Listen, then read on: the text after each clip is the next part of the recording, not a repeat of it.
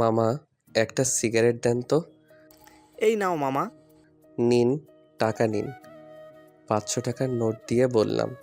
মামা, কেবল দোকান খুলেছি, খুচরা টাকা নাই তো, আপনি খুচরা করে দিয়ে যান। আচ্ছা, লাগবে না, রেখে দেন। কিন্তু মামা। আরে রেখে দেন তো। আমি কি আজকে প্রথম এখান থেকে সিগারেট নিচ্ছি নাকি? পরে দরকার পড়লে নিয়ে যাব, অসুবিধা কোথায়? আচ্ছা ঠিক আছে মামা। তো লাইটারটা দেন তো। এই নিন। লাইটার দিয়ে বললাম। তারপর অনিক সিগারেট ধরিয়ে সোজা হাঁটতে লাগলো। ওহে, আপনাদের তো পরিচয়টা দেওয়া হয়নি, আসেন এবার পরিচয় দেওয়া যাক। ছেলেটার নাম অনিক শিকদার। বাবা মার অনেক আদর করে ছেলের নামটা রেখেছিল, কিন্তু এলাকার লোকজন সবাই তাকে বখাটে নামেই জানে। মারামারি, খুন খারাপি, রাহাজানি এসব যেন তার হাতের ময়লা। মারামারি খুন খারাপি করতে তার একটু দ্বিধাবোধ লাগে না। অনেক এবার ইন্টার সেকেন্ড ইয়ারে পড়ছে। টানা 3 বছর হলে একই ক্লাসে পড়ে আছে, কোনো উন্নতি নেই। সে বছরে 365 দিনের মধ্যে হাতে গোনা 6 থেকে 7 দিন কলেজে যায়। আজ কিভাবে যেন অনেক কলেজের দিকে যেতে লাগ, কিন্তু তার ঘাড়ে কোনো ব্যাগ নেই, হাতে কোনো খাতা নেই, পকেটে কোনো কলম পর্যন্ত নেই। শুধু হাতে সিগারেটটা নিয়ে টানতে টানতে কলেজের ভিতরে যাচ্ছে। কলেজের প্রিন্সিপাল তাকে কিছু বলার সাহস পায় না, কারণ প্রিন্সিপাল তাকে অনেক ভয় পায়। একদিন তার একটা কাজে টিচার তাকে ক্লাসের মধ্যে কান ধরে দাঁড়িয়ে থাকতে বলেছিল, কিন্তু সে উল্টো সেই ক্লাস টিচারকে পুরো ক্লাস কান ধরে দাঁড় করিয়ে রেখেছিল। যাই হোক, বাদ দিন সেসব কথা, গল্পে ফিরে আসা যাক। অনেক কলেজের ভিতরে ঢুকে তার বন্ধুদের কাছে গেল। তার বন্ধুদের কাছে গিয়ে বলল, কিরে, তোরা কেমন আছিস সবাই? আমরা তো অনেক ভালো আছি, কিন্তু তোর কোনো খোঁজখবর নেই। সারাদিন কোথায় থাকিস কিছুই তো বুঝি না। আমাদের সাথে তোর দেখা করতে ইচ্ছা করে না? আর বলিস না, কলেজে আসতে মন চায় না। তো কি করতে মন চাই শুনি? আচ্ছা বাদ দে তো এসব। আজ কলেজে অনেক নতুন নতুন স্টুডেন্ট দেখছি, ব্যাপার কি? সে কি, তুই কিছু জানিস না? আজ তো বছরের প্রথম ক্লাস হবে নতুনদের। ও তাই বলি, নতুন নতুন স্টুডেন্ট কলেজে কি করছে? তুই তো কলেজে আসিস না, জানবি কি করে? আচ্ছা চল তো একটু কলেজটা ঘুরে দেখি, অনেক দিন হলো তো কলেজে আসি না। আচ্ছা ঠিক আছে, চল। তারপর সবাই মিলে কলেজে ঘুরতে লাগলো। আজ কলেজে বছরের প্রথম ক্লাস হবে, আর সেটা অনেক জানে না। তাহলে আপনারাই ভেবে দেখেন সে কেমন ছাত্র। তারপর সবাই মিলে ঘুরতে ঘুরতে ক্যান্টিনে গেল। ক্যান্টিনে গিয়ে সবাই মিলে বসে আছে। হঠাৎ এমন সময় কে যেন অনিকের পিছনে এসে দাঁড়িয়ে অনিককে বলল, হ্যালো, আমি আনিকা, আপনার নামটা জানতে পারি? অনেক পিছনে না তাকিয়েই নাম বললাম। বাহ, দুজনের নামের মধ্যে অনেক মিল আছে তো দেখছি। আচ্ছা, আপনি কি এবার সেকেন্ড ইয়ারে? পিছনে ফিরে বললাম। হ্যাঁ। আচ্ছা, তাহলে আমরা কি বন্ধু হতে পারি? সরি, পারবো না। কেন, বন্ধু হলে সমস্যা কোথায়? এই মেয়ে, আপনার সমস্যা কোথায়? হ্যাঁ, আপনাকে বললাম তো বন্ধু হতে পারবো না। তো কি চান এখন? আনিকা অনেক সুন্দরী একটা মেয়ে। অনেক ছেলে তার সাথে বন্ধুত্ব করতে চায়, কিন্তু সে ভুলেও কোনো ছেলেকে পাত্তা দেয় না। আজ নিজে থেকে সে একটা ছেলের সাথে বন্ধুত্ব করতে গেল, আর সেই ছেলেটা তার সাথে এমনভাবে কথা বলল। আনিকা তো কিছুতেই মেনে নিতে পারছে না। অনিকা রাগে ফেটে যাচ্ছে। কিছুক্ষণ চুপ থাকার পর আনিকা বলল, কি চাই মানে? আমি এই এলাকার চেয়ারম্যানের মেয়ে, আর আপনি আমার সাথে এভাবে কথা বলছেন মানে? তো আপনার সাথে কিভাবে কথা বলতে হবে? হ্যাঁ, আমার সাথে তোমাকে বন্ধুত্ব করতে হবে। ধুর, অনেকদিন পর কলেজে আসলাম, মোডটাই নষ্ট করে দিল। ধ্যাত, আর ভালো লাগে না। তাই বলে অনিক সেখান থেকে চলে গেল। আর এদিকে আনিকা ভাবতে লাগলো, ওহে চান্দু, এই এলাকার যত ছেলে আছে সবাই আমার সাথে বন্ধুত্ব করতে চায়। তুই কোন মহারাজা, হ্যাঁ, যে আমার সাথে বন্ধুত্ব করতে পারবি না? ভালোই ভালোই বন্ধুত্ব করতে চাইলাম দেখে, তাই না? নিজেকে কি ভাবিস, হ্যাঁ? তুই আজকে আমার বন্ধুত্ব গ্রহণ করলি না, দেখিস একদিন তোকেই আমি আমার হাজবেন্ড বানাবই। এটাই আমার চ্যালেঞ্জ। তাই বলে আনিকা তার ক্লাসের জন্য আজ বছরের প্রথম দিন, তাই ক্লাসে পরিচয় পর্ব চলছে। ক্লাসের টিচার একে একে সবার পরিচয় নিল, কিন্তু অনিকের থেকে পরিচয় নিল না। এটা দেখে আনিকা অনেক অবাক হয়, কারণ সে ভাবছে ক্লাসের সবার পরিচয় নিল, কিন্তু তার কোনো পরিচয় নিল না। এর মানে এর মধ্যে কোনো না কোনো কারণ আছে অবশ্যই। প্রথম দিন, তাই বেশি ক্লাস হলো না। পরিচয় পর্ব শেষ করে কলেজ ছুটি হয়ে গেল। কলেজ ছুটি হওয়ার পর সবাই যে যার মতো বাসায় ফিরতে লাগলো। অনেক রাস্তার মাঝখান দিয়ে হেঁটে যাচ্ছিল। হঠাৎ এমন সময় তার পিছন থেকে গাড়ির হর্ন শুনতে পায়। পিপিপ। অনেকটা রেগে যায়। সে ভাবছে কে এত হর্ন দিচ্ছে। এটা ভেবে অনেক পিছনের দিকে তাকায়। পিছনের দিকে তাকিয়ে দেখে গাড়ির মধ্যে একটা সুন্দরী মেয়ে বসে আছে, কিন্তু তার মুখটা ভালো করে দেখা যাচ্ছে না। একটু পর আনিকার গাড়ির জানালা দিয়ে মাথা বের করে বলল, এই যে মিস্টার, কি সমস্যা? রাস্তার মাঝখান দিয়ে এভাবে হেঁটে যাচ্ছেন কেন? আর মানুষ চলাচল করবে না? অনিক আনিকাকে চিনতে পারছে না, কারণ তখন কথা বলার সময় অনেক মাথা নিচু করে কথা বলছিল, তাই মুখটা দেখতে পায়নি। অনিককে চুপ করে থাকতে দেখে আনিকা বলল, কি ব্যাপার, এভাবে চুপ করে আছেন কেন? কথা বলতে জানেন না নাকি? সরি, আসলে বুঝতে পারিনি। বুঝতে পারেননি নাকি গাড়িতে সুন্দর মেয়ে দেখে লোভ সামলাতে পারেননি? এই মিস, মুখ সামলে কথা বলেন। আমি মিথ্যা কি বললাম? হ্যাঁ, সুন্দরী মেয়ে দেখলে সব ছেলেরাই একটু একটু এমন করে, এটা বলতে হবে না। অনিক এবার কোনো কথা না বলেই সোজা হাঁটা ধরল সেখান থেকে। আনিকা তখন আর কিছু বলল না, কারণ একদিনে বেশি কিছু করা যাবে না। আর তাই আনিকা গাড়িতে উঠে গাড়ি স্টার্ট করে বাসায় চলে গেল। অনিক বাসায় গিয়ে একটু রেস্ট নেওয়ার জন্য শুয়ে পড়ে। এমন সময় হঠাৎ করে অনিকের ফোনটা বেজে ওঠে। হ্যালো ভাইয়া, আপনি কোথায় আছেন এখন? উপাস থেকে একটা মেয়ের কান্নার শব্দে কথা শুনতে পেয়ে অনিক বলল, আমি বাসায় আছি, কিন্তু আপনি কে? আর কান্না করছেন কেন? ভাইয়া, আমার অনেক বড় বিপদ হয়ে গেছে। আমি যাকে ভালোবাসতাম সে আমার সাথে প্রতারণা করেছে। আমাকে মিষ্টি মিষ্টি কথা বলে একটা নিস্তব্ধ বাড়িতে ডেকে নিয়ে গিয়েছিল। তারপর সেখানে সে সহ তার আরও 3-4টে বন্ধু মিলে আমাকে গ্যাংরেপ করতে চেষ্টা করেছিল, কিন্তু আমি অনেক চেষ্টা করে সেখান থেকে পালিয়ে এসেছি। ওরা আমাকে খুঁজতেছে ভাইয়া। যদি ওরা আমাকে পায় তাহলে খুন করে ফেলবে। এখন আপনি আমাকে বাঁচাতে পারেন ভাইয়া। আচ্ছা, আপনি এখন কোথায় আছেন? এই তো 3 রাস্তার মোড়ে আছি। আচ্ছা, আপনি তাহলে একটা কাজ করেন, ওইখানে পশ্চিমে রাস্তা ধরে একটু সামনে গিয়ে বামে একটা বাড়ি পড়বে। সেই বাড়িতে গিয়ে আমার নাম বলবেন, তাহলে আপনাকে সেখানে আশ্রয় দেওয়া হবে। আর আমি এখনই আসতেছি। ঠিক আছে ভাইয়া। তাই বলে অনিক ফোনটা রেখে তাড়াতাড়ি করে বেরিয়ে পড়ে গাড়ি নিয়ে। তারপর অনিক মেয়েটাকে নিয়ে সোজা সেই ছেলের কাছে যায়। তারপর সেই ছেলেদেরকে বলে, কিরে, তোরা নাকি এর সাথে অসভ্যতামি করতে চেয়েছিলি? কে বলেছে আমরা অসভ্যতামি করতে চেয়েছিলাম?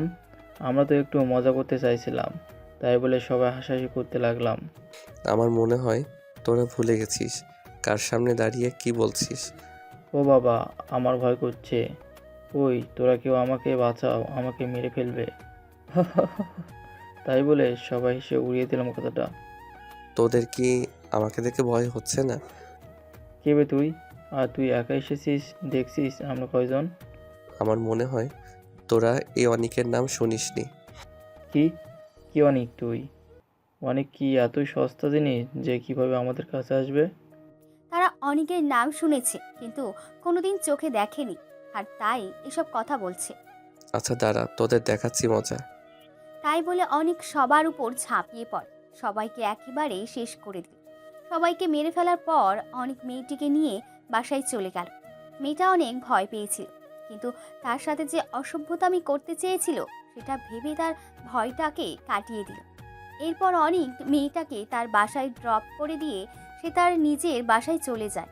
কিছুদিন পর অনিক কি যেন একটা কাজে কোনো একটা জায়গায় যাওয়ার জন্য বেরিয়ে পড়ে।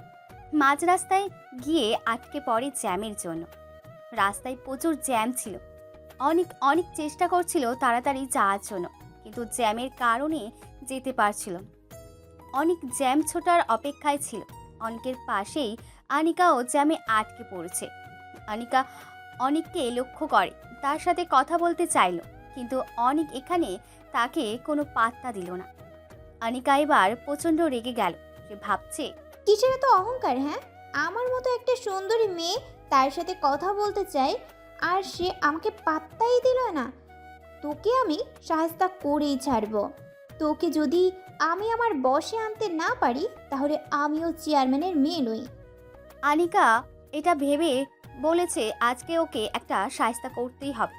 তাই বলি আনিকা অনিকের পিছু নেয়। অনিক যেতে যেতে একটা ঘন জঙ্গলের মধ্যে দিয়ে যাচ্ছিল। নিস্তব্ধ এলাকা, ঘন জঙ্গল, তার মধ্যে কোনো বসতি ছিল না, আশেপাশে কোনো বাড়ি নেই। অনিক যেতে যেতে একটা বাড়ির সামনে গাড়ি রেখে বাড়ির ভেতরে চলে গেল। আনিকা তাই দেখে অনিকের পিছনে পিছনে গেল। আনিকা দেখতে পেল ঘরের মধ্যে একজনকে একটা চেয়ারে দড়ি দিয়ে বাঁধা, পাশে আরও কয়েকটা লোক দাঁড়িয়ে আছে। অনেক কিছুক্ষণ কি যেন বলল, তারপর হঠাৎ করে কোমর থেকে একটা চাকু বের করে সোজা লোকটার বুকের মধ্যে ঢুকিয়ে দিল। এটা দেখে অনিকা নিস্তব্ধ হয়ে দাঁড়িয়ে রইল। সে ভাবছে, এটা আমি কাকে দেখছি? এটা কি সেই অনিক যাকে কলেজের সবাই ভদ্র চোখে দেখে? অনিককে দেখে সবাই কত ভদ্র ভাবে, আর তার ভদ্রতার আড়ালে এমন হিংস্রতা লুকিয়ে আছে। অনিকা এতদিন অনিকের নামে একটা বখাটে জানত। এলাকার সবার মুখে শুনেছে সেই বখাটের নাম। শুনেছিল অনেক অনেক খারাপ একটা ছেলে, সে সারাদিন মারামারি খুন খারাপই করে বেড়ায়। আমি আজ যাকে দেখছি, তাহলে এই সেই অনিক যাকে সবাই বখাটে নামে জানে। আমি কোনোদিন ভাবতেও পারিনি অনিক এমন বখাটে বেরোবে। অনিকা এইসব ভেবেই যাচ্ছিল। অনিকা না চাইতেও তার মনের মধ্যে অনিকের জন্য ঘৃণা জমতে লাগে। আনিকা এখন অনিককে অনেক ঘৃণা করে। অনিকা সেখান থেকে সোজা তার বাসায় চলে যায়। আনিকা অনিকের এরূপ কিছুতেই মেনে নিতে পারছিল না। এরপর কিছুদিন পর অনিক একটা দোকানে বসে সিগারেট খাচ্ছিল। তখন তার পাশে দিয়ে হাসান যাচ্ছিল। হাসানকে দেখে অনিক বলল, কী রে, কোথায় যাস এভাবে? ওহ, তুই এখানে, আর আমি তোকে কোথাও না কোথাও খুঁজে বেড়াচ্ছি। কেন রে, আমাকে এভাবে খোঁজার কারণ কি? কেন, তুই কিছু জানিস না? আমি আবার কি জানবো? আরে সামনে তো কলেজে অনুষ্ঠান। কলেজে কিসের অনুষ্ঠান? আরে এমনি কলেজে কুইজ প্রতিযোগিতা হয়েছিল, তারই পুরস্কার বিতরণী অনুষ্ঠান। অনুষ্ঠান যেন ভালো মতো হয় সেই দায়িত্ব আমাদের দেয়া হয়েছে। তো ভালো কথা, তোরা কাজ করবি, অসুবিধা কোথায়? আর আমি এইসবের ভিতরে নাই, আমার এসব একদম ভালো লাগে না। না রে দোস্ত, তোকেও আমাদের সাথে থাকতে হবে। আরে তুই তো জানিস আমার ওসব ভালো লাগে না, তাহলে কেন এভাবে বলছিস? আরে আমরা তো একা সব কিছু সামলাতে পারবো না, তোকে থাকতে হবে দোস্ত, প্লিজ না করিস না। সরি, এটা আমাদের প্রেস্টিজের ব্যাপার। আচ্ছা ঠিক আছে, যা। তো কাকে কাকে দায়িত্ব দিয়েছে? আমাকে সজল, রাব্বি, সুমন, রোকন, বাপ্পি, রাকিব, আনিকা আর তুই, আমাদের সবাইকে থাকতে হবে। আচ্ছা, এই অনিকাটা কে রে? কেন, তুই চিনিস না? আমি কি করে চিনবো? ও হ্যাঁ, তাই তো, তুই তো কলেজে যাস না, চিনবি কিভাবে? আরে এটা হলো আমাদের চেয়ারম্যান সাহেবের মেয়ে আনিকা। ও আচ্ছা, ভালো। আচ্ছা তাহলে থাক, আমি যাই। তাই বলে অনিক সেখান থেকে চলে গেল। অনিককে কেউ বোঝে না, সে কখন কি করে কেউ জানে না, বা কেউ বোঝার চেষ্টা করে না। অনিকের যখন যা মন চায় তখন তাই করে, আর তাই কেউ তাকে কখনো বিরক্ত করে না। এদিকে হাসানও সেখান থেকে চলে গেল।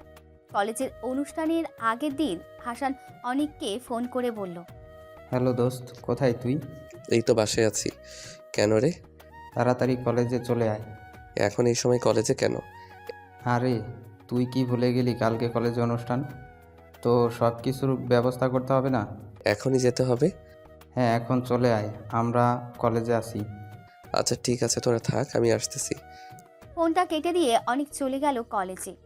কলেজে গিয়ে সবাই মিলে আয়োজনের সব ব্যবস্থা করছে।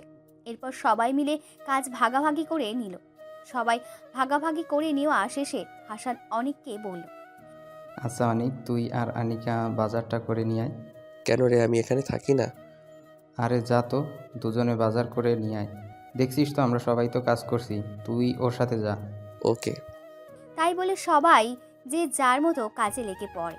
এদিকে অনিক এবং আনিকা একা রয়ে গেল। আনিকা অনিককে একা পেয়ে বলল। এই যে বখাটে অনেক। অনিক আনিকার মুখে তার এই নাম শুনে একটু অবাক হয়ে যায়, কারণ কলেজে কেউ তার এই নাম জানে না। কলেজের সবাই তাকে অনেক ভালো জানে। আনিকার মুখে এমন কথা শুনে অনিক তাকে বলল। এই যে মিস, আমি বখাটে না। কে বখাটে আর কে বখাটে না সেটা আমার খুব ভালো করেই জানা আছে। আপনি খুনি একটা, আমি সব জানি। আপনি কথায় কথায় মানুষ খুন করেন। অনিক আনিকার মুখে এমন কথা শুনে নিস্তব্ধ হয়ে দাঁড়িয়ে আছে। আনিকা তাই রেগে আবার বলল। আমি কোনো বখাটের সাথে বাজার করতে যেতে পারবো না। পারবেন না কেন? আমি যে আপনার সাথে যাব, কে জানে আপনি আমাকে খুন করবেন না বা কিডন্যাপ করে নিয়ে যাবেন না। যদি আমাকে মেরে ফেলেন তখন আমি কি করব? আর তাই আমি একটা খুনির সাথে বাজারে যেতে পারবো না। আনিকা ভয় ভয় কথাগুলো বলে সেখান থেকে চলে গেল। এদিকে অনিকের মনের কোনো পরিবর্তন নেই, সে যেমন ছিল তেমনই রয়ে গেল। কারণ তাকে রোজই বকাটে নাম শুনতে হয়, আজকে প্রথম না। আর তাই সে আনিকার কথায় কিছু মনে করেনি। এদিকে অনিকের উপর যেহেতু বাজারের দায়িত্ব দেওয়া হয়েছে, তাই অনিক একাই বাজার করতে চলে গেল। অপরদিকে আনিকাও কোনো একটা কাজের জন্য বেরিয়ে পড়ল। আনিকা তার বাবার গাড়ি নিয়ে কাজে বেরিয়ে পড়ল।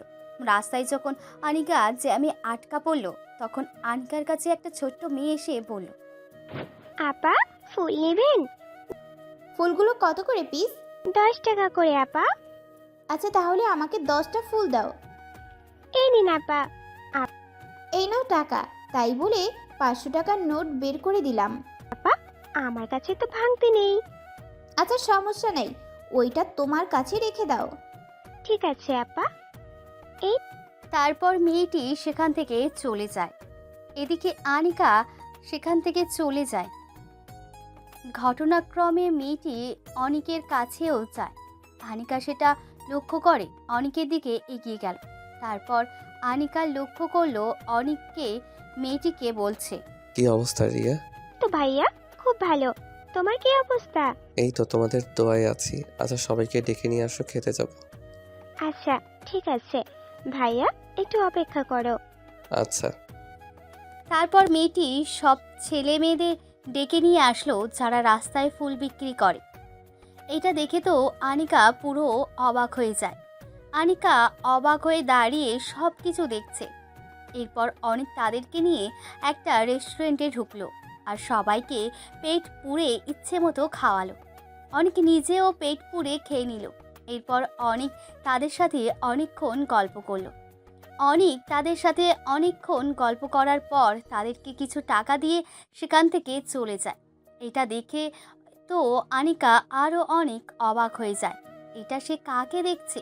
এটা কি সেই অনেক যে বখাটে? এটা কি সেই অনেক যে কথায় কথায় মানুষ মেরে ফেলে? আনিকার মাথায় সব প্রশ্ন ঘোরাফেরা করছে। এরপর আনিকা চিন্তা করলো ওই বাচ্চাগুলোকে ধরে অনেকের পরিচয় জানতে হবে। এরপর আনিকা অনিককে চলে যেতে দেখে ভাবলো এবার বাচ্চাগুলোকে ধরে তার পরিচয় জানতে হবে। কথা মতো আনিকা ওই বাচ্চাগুলোর মধ্যে একটা মেয়েকে ডেকে বলল। এই বাবু শোনো, জি আপা, বলেন। ওই ছেলেটা কে যে তোমাদের খাবার খাওয়ালো আবার টাকা দিল? ও, ওইটা ওইটা তো আমাদের অনেক ভাইয়া। ওই যে বস্ত্র দেখছেন, আমরা সবাই ওখানে থাকি। অনেক ভাইয়া প্রায় প্রতিদিন আমাদের কাছে আসে। অনেক ভাইয়া আমাদের খাবার কিনে দেয়, অনেক রকম খেলনা কিনে দেয়। অনেক ভাইয়া আমাদের পড়াশোনা করার জন্য একটা স্কুলের ব্যবস্থা করে দিয়েছে। আমরা সবাই সেখানে পড়াশোনা করতে পারি। খুব ভালো তো। হ্যাঁ আপা, অনেক ভালো। কিন্তু ভাইয়াটা না অনেক কষ্ট, জানেন? তার আবার কিসের কষ্ট? আপা, ভাইয়ার মা বাবা তাকে বাড়ি থেকে বের করে দিয়েছে। ভাইয়া মাঝে মাঝে অনেক কান্না করে। ভাইয়া যখন কষ্ট হয় তখন আমাদেরও অনেক কষ্ট হয়। আমি প্রায় প্রতিদিনই চুপি চুপি দেখি ভাইয়া কান্না করে। পিচ্ছি মেয়েটার মুখে অনিকের এমন কথা শুনে কখনো যে অনিকার চোখ দিয়ে পানি ঝরে পড়ল সেটা সে বুঝতেও পারেনি। আনিকার অনিকের প্রতি এক অজানা ভালো লাগা কাজ করতে শুরু করে। তখন থেকে আনিকা কেমন যেন মায়ায় বন্দি হয়ে যাচ্ছে আস্তে আস্তে। এরপর অনিকা সেখান থেকে চলে যায়। অনুষ্ঠানের দিন খুব সকালে আনিকা তাড়াতাড়ি করে কলেজে চলে আসে। আনিকা কলেজে এসে অনিকের জন্য অপেক্ষা করছে। অনেকক্ষণ সময় পেরিয়ে গেল, কিন্তু অনিকের কোনো দেখা নেই।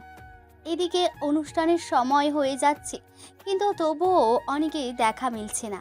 আনিকার এখন কেমন যেন অস্থির লাগছে, কিছু ভালো লাগছে না। আনিকা ভাবছে অনিক এখনো কেন কলেজে আসলো না। এরপর আনিকা হঠাৎই হাসানকে দেখতে পায়। আনিকা হাসানকে দেখে ডেকে বলল, হাসান অনেক কোথায়? সে তো অনুষ্ঠানে আসবে না। কেন আসবে না কেন? তার তো এসব অনুষ্ঠান ভালো লাগে না। যদি অনুষ্ঠানে আসে তাহলে কিছুক্ষণ থেকেই চলে যায়। আচ্ছা তুমি ওকে একটু আসতে বলো না।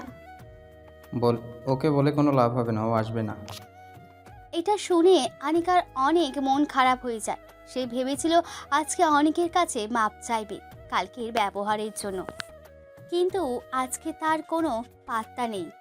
আর আনিকার এসব ভেবে কোনো লাভ নেই, কারণ অনেক তাকে একদমই পাত্তা দেয় না।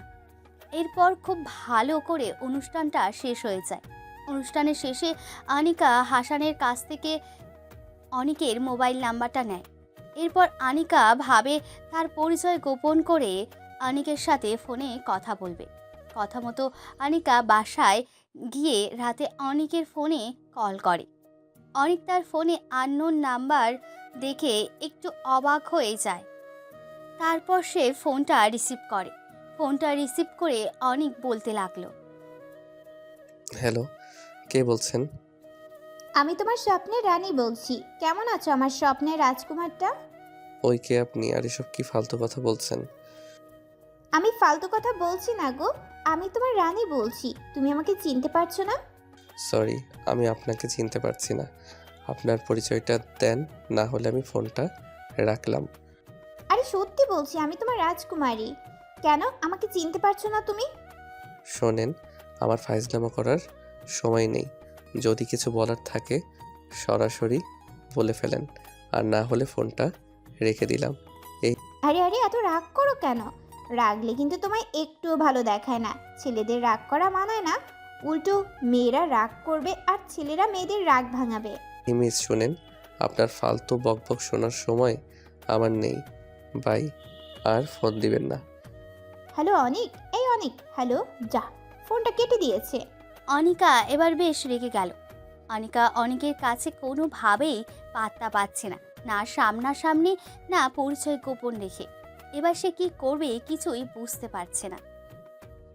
আনিকা এবার ভাবলো তার আসল পরিচয় দিয়ে কথা বলার চেষ্টা করবে, যা হবার হবে দেখা যাবে। এটা ভেবে আনিকা আবার ফোন করলো।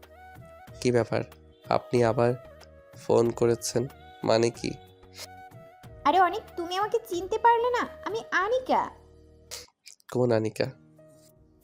তুমি কয়টা আনিকাকে চেনো? হ্যাঁ, সরি, ভালো করে পরিচয় দেন, না হলে কথা বলবো না।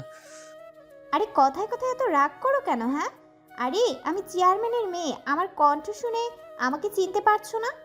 সরি, আপনাকে চেনার জন্য আমি বসে নেই। কি বলার জন্য ফোন করেছেন সেটা বলেন। কিসের এত ভাব? হ্যাঁ, নিজে থেকে কথা বলতে গিয়েছি এই জন্য তার এত অহংকার দেখাতে হবে? আমার সাথে একটু ভালো করে কথা বললে কি হয়? হ্যাঁ, কি হলো, আপনি কিছু বলবেন নাকি আমি ফোনটা রেখে দেব? আরে ফোনটা রাখবি কেন? কথা বলার জন্য ফোন দিছি না? তাহলে চুপ করে আছেন কেন? যা বলার তাড়াতাড়ি বলেন, আমার কাজ আছে। আচ্ছা কালকে একটু কলেজে আসতে পারবে? না, কালকে একটু কাজ আছে, কাল কলেজে যেতে পারবো না। আচ্ছা তাহলে অন্য কোথাও দেখা করতে পারবে? না, আমার হাতে একদম সময় নেই, আমি কারোর সাথে দেখা করতে পারবো না। বাই, কাজ করছি এখন, ডিস্টার্ব করবেন না। আনিকা অনিকের মুখে এমন কথা শুনে অনেক রেগে যায়। আনিকা মনে মনে ভাবছে, তাই বলে অনিক ফোনটা কেটে দিল। এরপর অনিক তার কাজে লেগে পড়ল। অপরদিকে আনিকা তো পুরাই রেগে শেষ হয়ে যাচ্ছে। মনে হচ্ছে আনিকা এখন যদি অনিকের সামনে পেত তাহলে তাকে লবণ ঝাল ছাড়াই কাঁচা চিবিয়ে খেয়ে ফেলত। আনিকার রেগে বোম হয়ে আছে। এদিকে পরের দিন সকালে চেয়ারম্যানের গোডাউনে এক ট্রাক সরকারি অনুদানে চাল আসবে, যা গরিবদের মাঝে বিলিয়ে দেওয়ার কথা, কিন্তু চেয়ারম্যান সেগুলো আত্মসাৎ করে। আর তাই জন্য পরের দিন সকালে অনিক ও তার লোকজন গিয়ে রাস্তার মাঝখানে থেকে অনুদানের গাড়ি লুটপাট করে নিয়ে যায়। এরপর সেই অনুদানগুলো এলাকার সব গরিব অসহায় মানুষদের মাঝে বিলিয়ে দেয়। অপরদিকে চেয়ারম্যান যখন এই খবরটা জানতে পারে, তখন পুলিশ ফোর্সে পাঠিয়ে অনিককে গ্রেপ্তার করায়। এ নিয়ে অনিককে অনেকবার চেয়ারম্যান সাহেব পুলিশ দিয়ে গ্রেপ্তার করায়, কিন্তু বরাবরই সে কোনো না কোনোভাবে জেলখানা থেকে বেরিয়ে আসে। কিন্তু এইবার একটু জটিলভাবে অনিককে গ্রেপ্তার করায়। পুলিশ তাকে জেলখানায় নিয়ে গিয়ে ইচ্ছে মতো মারতে শুরু করে। তার কাছ থেকে অনুদানের ট্রাক কোথায় রাখা হয়েছে সেটা জানতে চায়, কিন্তু সে কিছুতেই বলে না। এদিকে অনেকক্ষণ পর চেয়ারম্যান থানায় এসে অনিকের কাছে গিয়ে বলল, কী রে, কেমন লাগছে মার খেতে? তোর লজ্জা করে না বারবার আমার সাথে এভাবে পাঙ্গা নিতে? আর কতবার জেলে আসতে চাস? আমিও তো বলি চেয়ারম্যান সাহেব, আর কত আমাকে এইসব পুলিশ দিয়ে গ্রেফতার করাবেন? সেই তো কিছুক্ষণ পর চলে যাব। অনেক ভালোই ভালোই বলছি। আমার অনুদানের চালের ট্রাক কোথায় রেখেছিস বলে দেয়, না হলে কিন্তু তুই আজকে জেলখানার মধ্যে শেষ হয়ে যাবি। আমিও দেখতে চাই কেমন আমাকে এই 4 দেয়ালের মধ্যে বন্দি রাখতে পারেন। ওরে ইচ্ছে মতো পিটান, যতক্ষণ পর্যন্ত অনুদানের ট্রাক কোথায় রেখেছে না বলবে ততক্ষণ মারতে থাকবেন। যদি মরে যায় সেই ব্যবস্থা আমি দেখব। ঠিক আছে চেয়ারম্যান সাহেব, আপনাকে সেটা চিন্তা করতে হবে না, আপনি এখন যান, আমি দেখছি ব্যাপারটা। তারপর চেয়ারম্যান সাহেব থানা থেকে চলে গেল। এদিকে পুলিশ ইন্সপেক্টর অনিককে মারতে শুরু করলো আবারও। অনিককে অনেকক্ষণ ধরে মেরে যাচ্ছিল, কিন্তু অনিকের মুখ থেকে একটা কথা বের করতে পারেনি। চালের ট্রাক কোথায় রেখেছে কেউ জানে না। অনিক যে চালগুলো গরিব অসহায় মানুষদের মাঝে বিতরণ করে দিয়েছে সেটা কেউ জানে না। কিছুক্ষণ পর হঠাৎ করে থানার সামনে অনেকগুলো গাড়ির সাউন্ড ইন্সপেক্টর দেখার জন্য জেলখানার ভেতর থেকে বাইরে বের হতে দেখে কমিশনার সাহেব থানার ভিতরে ঢুকছে। কমিশনারকে দেখে ইন্সপেক্টর স্যালুট করলো। আর রাখো তোমার সেলুট। অনেক কোথায়? স্যার সে তো ভিতরে আছে, ওকে অনেক মারলাম স্যার, কিন্তু ওর মুখ থেকে কোনো শব্দ বার করতে পারলাম না। কি, তুমি ওকে মেরেছো? তুমি কার পারমিশনে ওকে গ্রেফতার করে এনেছো? হ্যাঁ, গ্রেফতার করেছো তো করেছোই, আবার মেরেওছো। তোমার সাহস কিভাবে হলো আমার পারমিশন ছাড়া এসব কাজ করতে? স্যার চেয়ারম্যান সাহেব ওর নামে মামলা করেছে, আমি কি করব? আর সে তো একটা বকাটে। কিন্তু স্যার আপনি তার হয়ে কথা বলছেন, বুঝলাম না। তোমাকে এত কথা বুঝতে কে বলেছে? হ্যাঁ, তাড়াতাড়ি ওকে জেলখানা থেকে বের করো।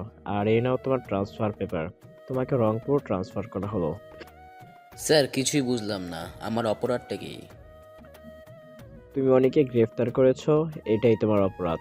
তোমাকে নতুনভাবে এখানে পোস্টিং দিয়েছিলাম, কিন্তু আমি ভাবতেও পারিনি তুমি এমন একটা কাজ করবে। তুমি তাড়াতাড়ি ওকে হাজত থেকে বের করে আনো। ঠিক আছে স্যার। দারোগা সাহেব ওনাকে বের করে নিয়ে আসেন, দারোগাকে উদ্দেশ্য করে বললাম। জি স্যার, আনছি। পর অনিককে হাজত থেকে বের করে আনা হলো। কমিশনার সাহেব অনিককে দেখে বলল, সরি অনিক, ও এখানে নতুন এসেছে, তাই তোমার ব্যাপারে কিছু জানে না। তুমি প্লিজ কিছু মনে করো না, আর তুমি এখন আসতে পারো। প্লিজ কারোর উপর রাগ করে থেকো না। ঠিক আছে স্যার, মাঝে মাঝে থানার আবহাওয়া শরীরে না লাগলে না ভালো লাগে না। তুমি যে কি বলো না। আচ্ছা, বাসায় যাওয়ার পর কথা হবে তোমার সাথে। ঠিক আছে স্যার, আসছি তাহলে। ইন্সপেক্টর সাহেব, কি বুঝলেন না? জেনে শুনে কাউকে গ্রেফতার করতে নেই, বুঝেছেন? হ্যাঁ হ্যাঁ হ্যাঁ। ইন্সপেক্টরের শরীর রাগে ফেটে যাচ্ছে অনিকের হাসি দেখে। একে তো তাকে চেয়ারম্যানের কথায় গ্রেপ্তার করে এনেছে, তারপর তাকে গ্রেপ্তার করার জন্য ট্রান্সফার হতে হলো, আবার সে তাকে নিয়ে মজা করছে। এদিকে অনিক থানা থেকে বাসায় চলে যায়, কমিশনারও থানা থেকে চলে যায়। কমিশনার সাহেব থানা থেকে চলে যাওয়ার পরই ইন্সপেক্টর দারোগাকে বলল, আচ্ছা দারোগা সাহেব, ও কি এমন? কমিশনার সাহেব এসে আমাকে এমন আচরণ করলো? স্যার, ও হচ্ছে অনেক, আমাদের অনেক। সে বখাটেও হলেও সেটা শুধুমাত্র সমাজের দুর্নীতিকারীদের জন্য। আমাদের মতো গরিবের জন্য সে দেবদূত। সে সবসময় আমাদের মতো গরিবের পাশে দাঁড়ায়। আমাদের যে কোনো সমস্যা হলে সে সেটা সমাধানের দেয়। আমাদের যে কোনো সমস্যা হলে সে সমাধান করে দেয়। আর সমাজে খারাপ কাজ বন্ধ করার জন্য তাকে এই বাজে পথে আসতে হয়েছে। আর সে এমন বাজে কাজ করে বলেই সমাজের চোখে সে খারাপ। কিন্তু আমরা জানি স্যার অনেক অনেক ভালো একটা ছেলে। তার মনটা অনেক নরম, সব কিছুই ঠিক আছে, কিন্তু একটাই কষ্ট জানেন, ওর বাবা মা ওকে ভুল বুঝে বাসা থেকে বের করে দিয়েছে। এরপর থেকে ছেলেটা সমাজের চোখে বেশি খারাপ হয়ে গিয়েছে। সমাজের দুর্নীতিবাজরা তার নামে প্রায় মামলা করে যায়, যার জন্য তাকে প্রায় থানায় আসতে হয়, কিন্তু তাকে কেউ থানায় আটকে রাখতে পারে না। সব কিছুই ঠিক আছে, কিন্তু আমাকে ট্রান্সফার করা হলো কেন সেটা বুঝতে পারিনি। আপনি তাকে মেরেছেন। আপনার সবথেকে বড় ভুল এটাই যে আপনি চেয়ারম্যানের কথায় তাকে মেরেছেন। এই সামান্য ভুলে কমিশনার স্যার আমাকে এমন শাস্তি দেবেন? কমিশনার স্যারকে আপনি চেনেন না? আমরা চিনি। কমিশনার সাহেব অনেককে অনেক ভালোবাসে, কারণ অনেক কমিশনারের স্যারের জীবন বাঁচিয়েছিল। ও আচ্ছা। এরপর আর কি, ইন্সপেক্টর নিজের মনকে মানিয়ে নিয়ে বাসায় চলে যায়। অপরদিকে অনিক বাসায় গিয়ে রেস্ট নেয়। রাতে হঠাৎই অনিকের ফোনে রং নাম্বার থেকে কল আসলো। অনিক ফোনটা রিসিভ করতেই ওপাশ থেকে কান্নার আওয়াজ ভেসে আসলো। কান্না করছি। কি ব্যাপার, কে আপনি? আর এইভাবে কান্না করছেন কেন? অনিক, আমি আনিকা। কোন আনিকা? দেখো অনিক, আমি এখন মজা করার মুডে নেই। বাবাকে কারা যেন ধরে নিয়ে গেছে। আপনার বাবাকে কেউ ধরে নিয়ে গেছে মানে? আরে তুমি আমাকে এখনো চিনতে পারলে না? আমি চেয়ারম্যানের মেয়ে। বাবাকে একটু আগে কিছু গুন্ডারা এসে তুলে নিয়ে গেছে। আমরা এখন কি করব কিছুই বুঝতে পারছি না। তুমি একটা কিছু করো প্লিজ অনিক, প্লিজ তুমি একটা কিছু করো। কান্না করতে করতে বলছি। আচ্ছা ঠিক আছে, তুমি কোনো চিন্তা করো না, আমি দেখছি ব্যাপারটা। তাই বলে ফোনটা রেখে দেয়। এরপর অনিক বেরিয়ে পড়ে চেয়ারম্যানকে খুঁজতে। অনেক সব জায়গায় খুঁজতে লাগলো, কিন্তু কোথাও পাচ্ছিল না। অনেক খোঁজাখুঁজির পর সে জানতে পারে চেয়ারম্যানকে একটা গোডাউনে আটকে রাখা হয়েছে। তারপর অনেক সেখানে গিয়ে দেখলো কিছু ছেলে পেলে চেয়ারম্যান সাহেবকে বেঁধে রেখেছে। অনেক তাদের কাছে গিয়ে বলল, কি রে, তোরা চেয়ারম্যান সাহেবকে ধরে এনেছিস কেন? ভাই, এটা আমাদের নিজেদের প্রবলেম, প্লিজ আপনি এর ভিতরে আসেন না। আমি এর ভিতরে আসবো না মানে? তোরা তাকে কেন ধরে এনেছিস সেটা বল। ভাই, সে আমাদের এলাকায় ঠিকভাবে চলতে দেয় না, আমাদের ব্যবসায় হাত দিয়েছে। তোরা খারাপ কাজ করিস তো তোদের বাধা দেবে না? ভাই প্লিজ আপনি এখান থেকে যান, না হলে কিন্তু আমরা আপনাকে যে সম্মানটা দিছি সেই সম্মানটা পাবেন না। কি করবি তোরা? আরে এত কথা বলার কি আছে, মেরে দিই না ওকে। পাশে থেকে একটা ছেলে হাতে রড নিয়ে বলল। তার কে বললো এই কথা? সাহস থাকলে সামনে আয়। তুই কে রে যে তোকে ভয় পেতে হবে? পর সেখানে মারামারি শুরু হয়ে যায়। অনেক এসব ব্যাপারে প্রফেশনাল, তাই সে সবাইকে মেরে সেখান থেকে চেয়ারম্যান সাহেবকে উদ্ধার করে নিয়ে আসে। চেয়ারম্যান সাহেব অনেকের এমন আচরণে অনেক অবাক হয়, কারণ সে ভাবছে যাকে সে এলাকার বখাটের নামে জানে, যার বিরুদ্ধে অনেকবার অ্যাকশন নিয়েছে, অনেকবার জেল হাজতে পাঠিয়েছে, সে তাকে বাঁচাবে এটা কখনো আশা করেন।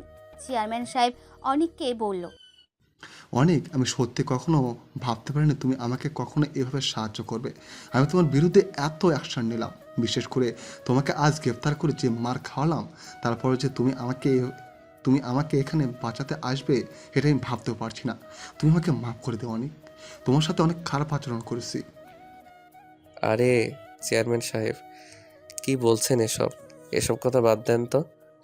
আপনি যদি জনগণের দিকে একটু নজর দেন, গরিব অসহায়দের সাহায্য করেন, তাহলেই তো আমাকে এসব কাজ করতে হয় না। তুমি কোনো চিন্তা করো না অনেক, এখন থেকে আমার এলাকার গরিব অসহায় বড়লোক সবাইকে এক চোখে দেখব এবং সবাইকে সমান সাহায্য করব। নিজে কোনো জিনিস আত্মসাৎ করব না। যদি মানে তাহলে তো ভালোই, আর না হলে আমাকে আবারও খারাপ হতে হবে। না অনেক, তোমাকে আর কিছু করতে হবে না। এবার থেকে যা করার আমি নিজেই করব। আচ্ছা ঠিক আছে। এরপর অনিক চেয়ারম্যান সাহেবকে বাসায় পৌঁছে দেয়। তারপর সে তার নিজের বাসায় চলে যায়। চেয়ারম্যান সাহেব এরপর থেকে একদম ভালো হয়ে যায়। সে গরিব অসহায় মানুষদের সাহায্য করতে শুরু করে। এলাকার মধ্যে কোনো ধরনের প্রতারণা হতে দেন না। অনেক বাসায় গিয়ে ঘুমিয়ে পড়ে। পরের দিন সকালে হঠাৎই তার ফোন বেজে ওঠে। হ্যালো, কে বলছেন? আমি আনিকা। কোন আনিকা বলছেন? কোন আনিকা ফোন করার কথা ছিল শুনি? ও আপনি? সরি, চিনতে পারিনি। তুমি কি হ্যাঁ, নিজেকে কি ভাবো? তোমার সাথে যতবারই কথা বলতে চাই ততবারই আমাকে অ্যাভয়েড করো। দেখো, সত্যি আমি তোমাকে চিনতে পারিনি। হয়েছে, আর মিথ্যা কথা বলতে হবে না। আচ্ছা, এখন ফোনটা রাখছি, ঘুমাবো। তাই বলে অনেক ফোন কেটে দেয়। এদিকে আনিকা আবারও ফোন দিল, কিন্তু ফোনটা রিসিভ হলো না। একসময় অনেক বিরক্ত হয়ে ফোনটা বন্ধ করে রাখলো। আনিকা সেটা দেখে আবারও রেগে বোম হয়ে গেল। আনিকা ভাবছে এবার সে কিছু একটা করবেই। আনিকাকে ইগনোর করে সে। এত বড় সাহস তার! সকাল 11টা বাজে। অনেক রাস্তা দিয়ে হাঁটছে। এমন সময় আনিকার সামনে এসে অনেককে রাস্তা দিয়ে ঘেরে। আনিকাকে রাস্তা ঘিরে ধরে দেখে অনেক বলে, কি ব্যাপার, রাস্তা ঘিরে ধরলে কেন? সকালে তুমি ওইভাবে আমার কলটা কেটে দিলে কেন? আর তোমার ফোনটা বা বন্ধ করে রেখেছো কেন? ঘুমেছিলাম তাই ফোনটা কেটে দিয়েছি। তাহলে ফোনটা বন্ধ রেখেছিলে কেন? আমার ইচ্ছা হয়েছে তাই ফোন বন্ধ করে রাখছি। তোমার কোনো সমস্যা? অনেক সমস্যা। কি সমস্যা শুনি? কি সমস্যা দেখবে? দাঁড়াও দেখাচ্ছি। এই বলে আনিকা অনিকের মাথা ধরে অনিকের ঠোঁটের সাথে আনিকার ঠোঁট এক করে দিল। অনেক কিছু বুঝে ওঠার আগেই এই সব কিছু হয়ে গেল। পাশ থেকে সব মানুষ এই দৃশ্যটি ভালোই উপভোগ করছিল, কিন্তু এটা বেশিক্ষণ স্থায়ী হলো না। অনেক এক ঝটকাতে আনিকার থেকে নিজেকে আলাদা করে নিল।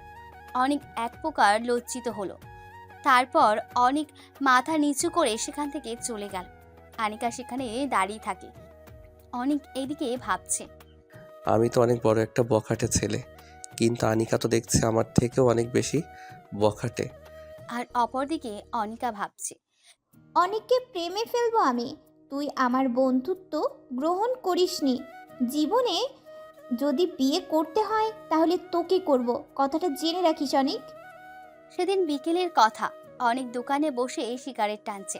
এমন সময় আনিকা কোথা থেকে এসে যেন অনেকের মুখ থেকে সিগারেটটা নিয়ে ছুঁড়ে ফেলে দিল। এটা দেখে অনেকটা ক্ষিপ্ত হয়ে বলল, এটা কি হলো আনিকা? যা হয়েছে বেশ হয়েছে, তোমার সিগারেট খাওয়া যাবে না। কেন, আমি কি তোমার বাপের টাকায় সিগারেট খাচ্ছি? না, তবে আমার স্বামীর টাকায় খাচ্ছ। মানে কি? মানে বুঝবে না। আর তোমাকে এত কিছু বুঝতে হবে না, শুধু এটুকু জেনে রাখো, আজ থেকে সিগারেট খাওয়া যাবে না। বেশ? দেখ, এই যে বখাটে অনেক, সমস্যা কি? অনেকে বা চুপসে গেল, কারণ এটাই তার একমাত্র দুর্বলতা, যেখানে আনিকা টাচ করেছে। অনেক স্ট্যাচুর মতো দাঁড়িয়ে আছে। তাই দেখে আনিকা বলল, যেটা বলেছি সেটাই করতে হবে, ওকে?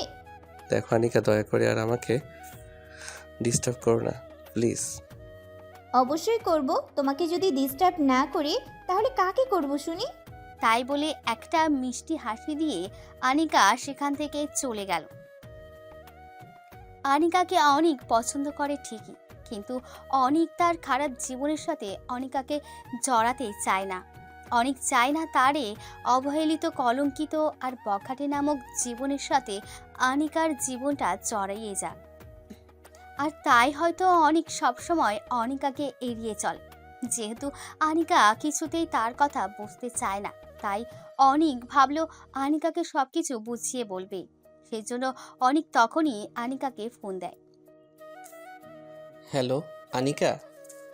আজ সূর্য কোন দিকে উঠেছে? মিস্টার অনেক আমাকে ফোন দিয়েছে। কাল কলেজে তাড়াতাড়ি আসবে, তোমার সাথে কিছু কথা আছে। ওকে ঠিক আছে। এরপর অনিক ফোনটা কেটে দিল। এদিকে আনিকা ভাবছে অনিক হয়তো কাল তাকে প্রপোজ করবে, আর তাই সে অধীর আগ্রহ নিয়ে কালকে দিনটার জন্য অপেক্ষা করতে থাকলো। পরের দিন কলেজে আনিকা অনেক আগে এসে অনিকের জন্য ওই দিকটায় বসে অপেক্ষা করছে, কিন্তু অনিকের কোনো খোঁজ নেই। এখনো অনিক আসেনি। কিছুক্ষণ পর অনিক আসলো, কিন্তু আনিকা সেদিকে খেয়াল করেনি। অনিক এসে আবারও রীতিমতো অনিকার উপর ক্রাশ খেলো, কারণ আনিকা আজ নীল শাড়ি পরেছে, হাতে কাচের চুড়ি, চোখে কাজল দিয়েছে আর কপালে ছোট্ট একটা টিপ, একেবারে মায়ায় ভরা মুখ। যদিও অনিকা অনিকের উপস্থিতি টের পায়নি। পরক্ষণে আনিকা বুঝতে পারল অনিক এসেছে। অনিকের দিকে তাকিয়ে সেও অবাক, কারণ অনিক তার দিকে এক পলকে তাকিয়ে আছে। পরে আনিকার কথায় অনিক নিজেকে হারিয়ে যাওয়ার কল্পনা থেকে ফিরে পায়। এরপর আনিকা বলল, এই যে হ্যালো, কি দেখছেন এভাবে? এই যে কি হয়েছে তোমার? কই কিছু না তো। তাহলে এভাবে চুপ করে দাঁড়িয়ে আছো কেন? এমনি আচ্ছা তুমি কি যেন বলবে বলে ডেকেছিলে? বলবো তো। অনিক ভাবছে যে আজ অনিকাকে সব কিছু বুঝিয়ে বলবে, তাই সে বলতে শুরু করলো, দেখো আনিকা, আমি তোমাকে ভালো এই অনিক এগুলো কি বলছে? সে তো এগুলো বলতে আসেনি। অনেক বলো তুমি আমাকে কি? না দেখো আনিকা, আমি আসলে তোমাকে কিছু বলতে এসেছি। সেটা তো আমি জানি, কিন্তু কি বলার জন্য ডেকেছো তা তো বলবে। আনিকা আসলে আমি অনিকের কথা আবারও আটকা পড়ে যায়। অনিক কোনোদিন কোনো কথাই বাঁধেনি, কিন্তু আসলে কেন যেন আনিকার কথায় বেঁধে যাচ্ছে। অনিক বুঝতে পারলো সে আনিকার মায়ায় জড়িয়ে পড়েছে, আর তাই সে কোনো কথা না বলে সেখান থেকে চলে যেতে লাগলো। কিন্তু আনিকা পিছন থেকে দেখে অনিককে জড়িয়ে ধরল। অনিক বুঝতে পারছে তার সাথে ঠিক কি হচ্ছে, কিন্তু সেই নিজেকে ছাড়িয়ে নিল না, কারণ সেও যে আনিকাকে ভালোবেসে ফেলেছে। কিন্তু তারপরেও সে নিজেকে আনিকার থেকে আলাদা করতে চায়। তার মনটা কি সব সময় তাড়া করে বেড়ায়, কারণ সে একজন বখাটে ছেলে। সমাজে তাকে সবাই বখাটে নামে চেনে।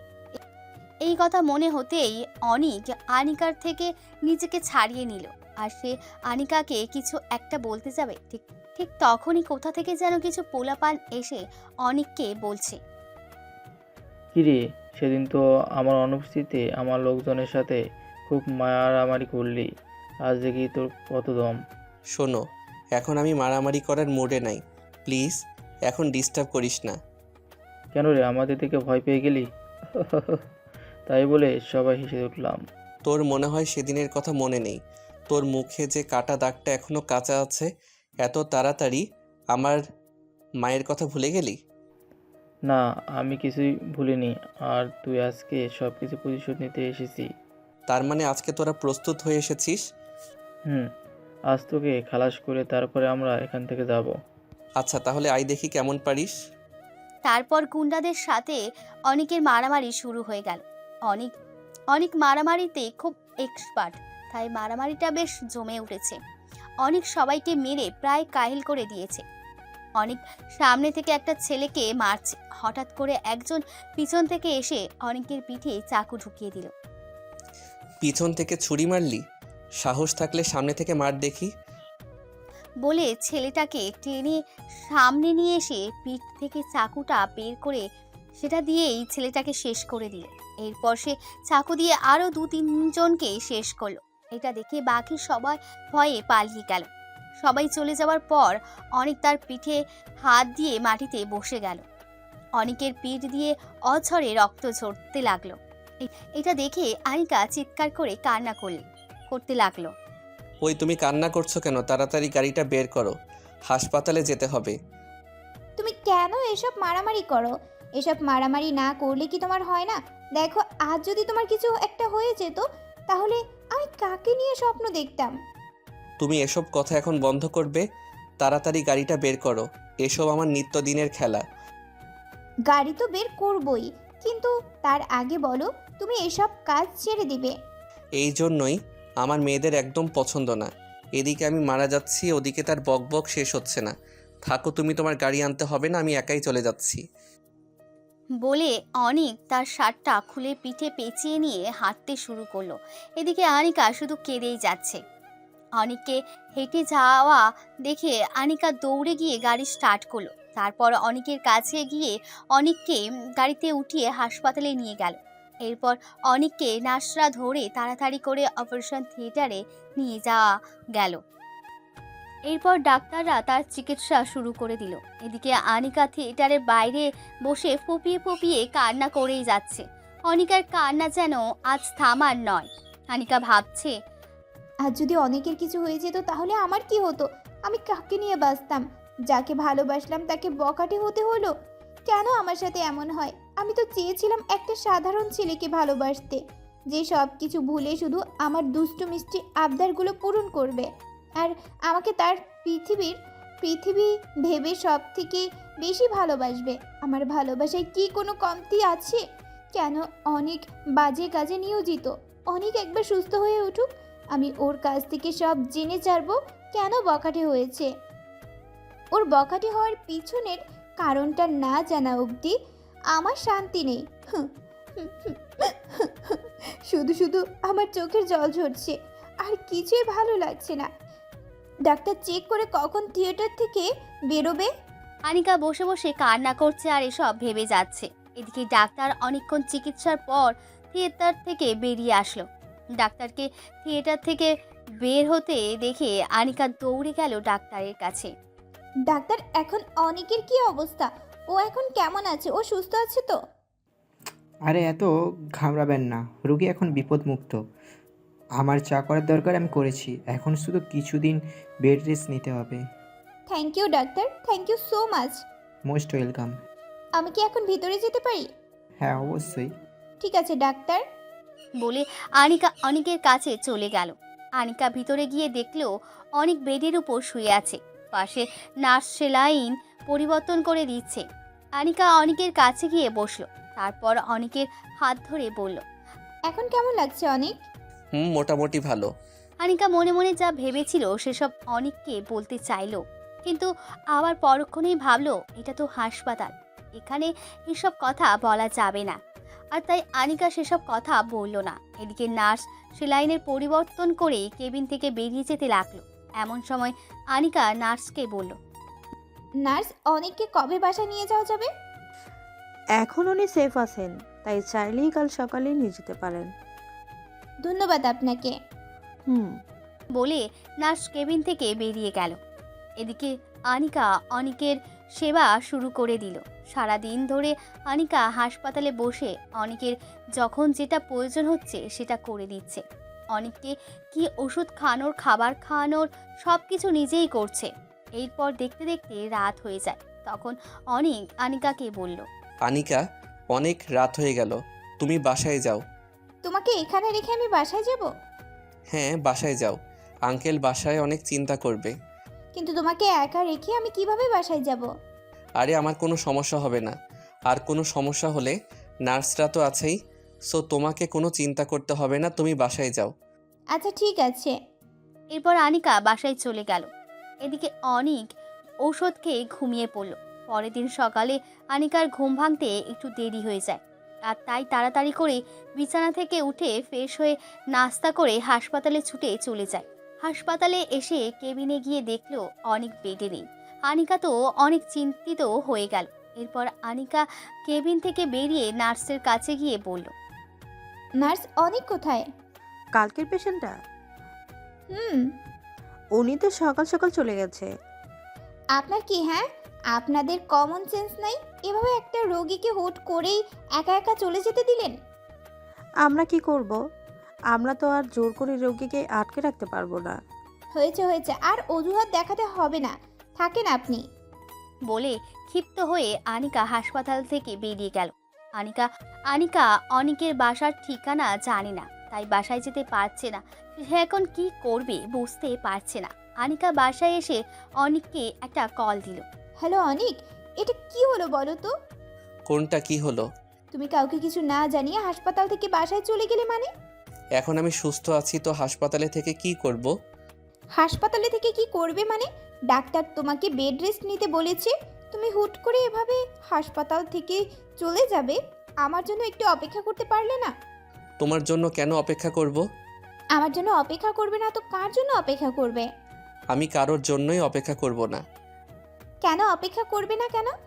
আমার ইচ্ছা, তাই অপেক্ষা করব। তোমার কোনো সমস্যা? হ্যাঁ, অনেক সমস্যা। তাহলে তুমি তোমার সমস্যাগুলো নিয়ে বসে থাকো, আমার কি? অন্তর, তুমি আমার সাথে এভাবে হেয়ালি করে কথা বলছো কেন? তাহলে কিভাবে কথা বলবো বলো? আমার সাথে একটু ভালো করেও তো কথা বলতে পারো নাকি? না, আমি ভালো করে কথা বলতে পারি না। তুমি না একটা রসকসহীন মানুষ। হ্যাঁ, আমি রসহীন মানুষ, তাতে কার কি? উফ, তোমার খোঁজ খবর নেওয়ার জন্য ফোন করলাম আর তোমার সাথে ঝগড়া করছি। ধুর, এসব ভালো লাগে না। আমার খোঁজ খবর কে নিতে বলেছে? অনেক। আচ্ছা হইছে, এখন বলো কেন ফোন করেছো? সকালে এভাবে হাসপাতাল থেকে চলে গেলে নাস্তা করছো? হ্যাঁ, নাস্তা করছি। ঔষধগুলো ঠিকমতো খেয়েছো? হ্যাঁ, খেয়েছি। আচ্ছা অনেক, কাল কি বলার জন্য আমাকে ডেকেছিলে বললে না তো? ওই তো আমি তোমাকে বলতে চেয়েছিলাম, আমি তোমাকে। আবারও অনেক কোথায় বেঁধে যাচ্ছে। অনেক কি বলতে চাচ্ছে আর কি বলছে কিছুই বুঝতে পারছে না। অনেক আনিকাকে যে কথা বলার জন্য কালকে কলেজে ডেকেছিল সেটা সে কিছুতেই বলতে পারছে না। কি করে বলবে কিছুতেই বুঝতে পারছে না। বারবার কোথায় যেন বাঁধিয়ে যাচ্ছে অনেকে। আর তাই অনেক কলটা কেটে দিল। আনিকা কিছুই বুঝতে পারছে না অনেকের মনে কি চলছে, অনেক কি বলতে চাচ্ছে, কি করতে চাচ্ছে, কোনোটাই মাথায় ঢুকছে না। আনিকা চুপ করে বসে রইল। অপরদিকে অনেক ভাবছে যে অনেক মানুষ খুন করতে ভয় পায় না, আজ সেই অনেক একটা মেয়েকে সামান্য কথা বলতে পারছে না। একটা মেয়ের কাছে কথা বলতে সব কিছু উল্টে পাল্টে যাচ্ছে। অনেক বুঝতে পারছে না তার জীবনে ঠিক কী ঘটতে চলেছে। অনেক সব কিছু ভেবে আবারও চিন্তা করলো আনিকাকে এবার ফোন করে সব কিছু বলে দেবে, কিন্তু চায় না যে তার সাথে আনিকার জীবনটা জড়িয়ে তার জীবনটাও নষ্ট করতে। কিন্তু পরক্ষণেই আবার আনিকার প্রতি মনটা আকৃষ্ট হয়ে ওঠে। যাই হোক, রাত প্রায় 11টা। অনেকের চোখে কোনো ঘুম নেই। এদিকে আনিকারও একই অবস্থা। অনেক ভাবছে এখন আনিকাকে ফোন করবে, কিন্তু হঠাৎই এমন সময় আনিকার কল আসলো। তখন তুমি ওইভাবে কলটা কেটে দিলে কেন? না, এমনি। না, তুমি এমনিতেই কলটা কাটোনি। সত্যি করে বলো কি হয়েছে, আর কালকে কি বলার জন্য ডেকেছিলে সেটাও বলতে হবে। দেখো আনিকা, আমি একটা বখাটে ছেলে। তুমি তারপরেও কেন আমাকে ভালোবাসতে চাচ্ছ? কেন তুমি তোমার নিজের জীবনটা নষ্ট করতে চাচ্ছ? আমি তোমাকে কিছুই দিতে পারবো না। আমি তোমার কোনো আবদার পূরণ করতে পারবো না। আর কেনই বা তুমি আমার মতো অবহেলিত, কলঙ্কিত, বখাটে একটা ছেলেকে ভালোবাসবে? তোমার বাবার তো কোনো কিছুরই কমতি নেই। তারপরেও তুমি কেন আমার মতো বখাটে ছেলের পিছনে পড়ে আছো? তুমি আমার থেকে দূরে থাকো আনিকা, প্লিজ। এই কথা বলার জন্য তুমি কাল আমাকে ডেকেছিলে? হুম। তাহলে কাল বললে না কেন? আচ্ছা, তাহলে এবার আমার উত্তর শোনো। আমি দুনিয়ার কিছু চাই না, শুধুমাত্র তোমাকে চাই। আমি আমার বখাটে অনেককেই চাই। আমি আমার বখাটে অনেককে অনেক ভালোবাসি, আর আমি জানি আমার অনেকও আমাকে অনেক ভালোবাসে। কে বলেছে যে আমি তোমাকে ভালোবাসি? অনেক, সব কথা মুখে বলতে হয় না, আমিও কিছু বুঝি। এটা শুনে অনেক ফোনটা কেটে দিল। অনেকের কিছুই ভালো লাগছে না। এদিকে আনিকা কান্না করছে। অনেক কি করবে কিছুই বুঝতে পারছে না। অনেক ভাবছে সে তার মা বাবার সাথে কথা বলবে, কিন্তু তার মা বাবার সাথে সে কিভাবে কথা বলবে? তার মা বাবা তো অনেক দিন আগেই তাকে বাড়ি থেকে বের করে দিয়েছে। অনেকের মাথায় কিছুই আসছে না। অনেক একটা সিগারেট ধরিয়ে টানতে লাগলো। কিছুক্ষণ পর ঘুমের ওষুধ খেয়ে ঘুমিয়ে পড়ল। কিন্তু আনিকার তো চোখে ঘুম নেই, সে শুধু কান্না করেই যাচ্ছে। আনিকার বাবা তার কান্নার আওয়াজ শুনে তার কাছে গেল। কি হয়েছে রে মা? আমাকে বল কি হয়েছে। বাবা, অনেক। কি করছে অনেক? তোর সাথে কি কোনো খারাপ ব্যবহার করেছে? না বাবা, আমি অনেককে ভালোবাসি। কিন্তু ও আমাকে দূরে ঠেলে দিচ্ছে। হো, এই ব্যাপার। আচ্ছা, আমি অনেকের সাথে কথা বলবো এই ব্যাপারে। সত্যি বাবা?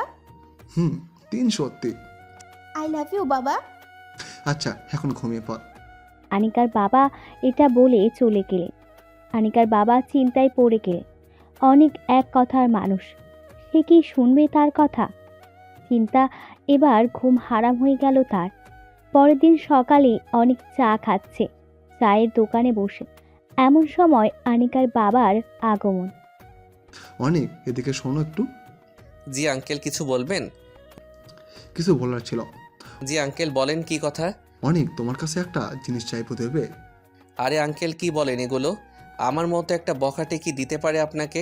তারপরে বলেন কি দিতে পারি আপনাকে। অনেক, আমি হানিকার জন্য তোমাকে ভিক্ষা চাই, প্লিজ না করো না। তুমি না করলে মেয়েটা আমার শেষ হয়ে যাবে, সে নিজেকে শেষ করে ফেলবে। আঙ্কেল, আনিকা আমার অতীতের সম্পর্কে তো কিছুই জানে না। আঙ্কেল, আমি আনিকাকে ঠকাতে চাই না, আর তাই আমি আনিকার থেকে দূরে থাকার চেষ্টা করছি। আর সত্য কখনো চাপা থাকে না। আনিকা কোনো না কোনো দিন ঠিকই জানবে আমার অতীতের ব্যাপারে, কিন্তু সেদিন কি আনিকা ভালোবাসবে আমাকে? অনেক, তোমার কাছে হাত জোর করছি বাবা। কি করছেন আঙ্কেল? ছোটদের সামনে কখনো এমন করতে নেই। আমি আনিকাকে সব বুঝিয়ে বলবো, আপনি চিন্তা কইরেন না। এরপর তারা আরও কিছুক্ষণ কথা বলে। এরপর আনিকার বাবা সেখান থেকে চলে যায়। অনিক আনিকাকে ফোন করে বিকেলে নদীর পাড়ে আসতে বলে। তারপর অনিক সেখান থেকে চলে যায়। বিকেল 5টা। অনিক নদীর পাড়ে বসে কি যেন ভাবছে। গভীর চিন্তায় নিমগ্ন অনিক। এমন সময় অনিকের কাঁধে কার যেন হাতের স্পর্শ অনুভব করলো। পিছনে তাকিয়ে দেখে আনিকা। মেয়েটার চোখ দুটো লাল হয়ে আছে। অনেক কান্না করেছে হয়তো রাতে। অনেক মনে মনে অনেক ব্যথিত হলো। কেমন আছো আনিকা? তুমি জানো না আমি কেমন আছি? আনিকা, আমি অনেক দুঃখিত তোমাকে কষ্ট দেওয়ার জন্য, কিন্তু আনিকা, আমার কাছে ছাড়া কোনো উপায় জানা ছিল না। আনিকা, তুমি আমার ব্যাপারে অনেক কিছুই জানো না, যেগুলো জানলে হয়তো আমার প্রতি যে ভালোবাসা তোমার জন্মেছে সেটা মুহূর্তের মধ্যেই ঘৃণায় পরিণত হয়ে যাবে। কি বলতে চাও তুমি অনিক? এরপর অনেক বলতে শুরু করলো। আনিকা, আমার একটা অতীত আছে। সেই অতীতের অনিকের সাথে এখনকার অনিকের কোনো সম্পর্ক নেই। সে অনিক ছিল সবার ভালোবাসার, আর এই অনিক হলো সবার ঘৃণার। সেই অনিক ছিল বাবা মায়ের অনেক আদরের সন্তান, আর এই অনিক হলো মা বাবার সব থেকে ঘৃণার অনিক। জানো আনিকা, আমার মা বাবার আমি একমাত্র সন্তান, কিন্তু আজ 5-5টা বছর তাদের সাথে আমার কোনো যোগাযোগ নেই। অনেক চেষ্টা করেছি আমি মায়ের সাথে কথা বলতে, কিন্তু না, আমার সেই সৌভাগ্যটা আর হয়নি। অনেক চেষ্টা করেছিলাম বাবার মুখে সেই ভালোবাসা ডাকের নামটা শুনতে, কিন্তু পারিনি আমি। অনেক কাঁদছে আর তার কথা আটকে যাচ্ছে। কিছুক্ষণ পর অনেক আবার বলতে শুরু করলো। জানো আনিকা, আমি যখন অনার্সে পড়ি তখন একটা মেয়ের সাথে পরিচিত হয় আমাদের পরিচয়টা ছিল অনেক কাকতালীয়। মেয়েটার নাম ছিল আফরোজা মিলি। আমাদের পরিচয় হয় একদিন রাতে। সেদিন রাতে খুব বৃষ্টি হচ্ছে, আর আমি আমার নানুর বাসা থেকে বাইকে চড়ে বাসায় আসছি। এমন সময় একটা মেয়ে হাত নাড়িয়ে আমাকে দাঁড়াতে বলল। কি ব্যাপার, এইভাবে দাঁড় করালেন কেন? এই ঝুম বৃষ্টিতে কেউ কি এমনিতেই কাউকে দাঁড় করায়? হ্যাঁ, তাও তো ঠিক।